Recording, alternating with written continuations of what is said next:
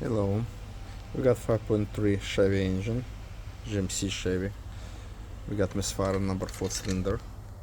Had to remove the head for the reason is the push rods bent because of lifter stuck and bend these push rods and this not open the valves.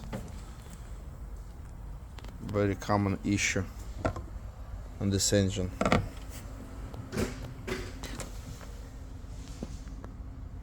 Because this engine got the system was shut down, 8 cylinder making 4 working 4 or 8. Because of that system, that's common issue to have it.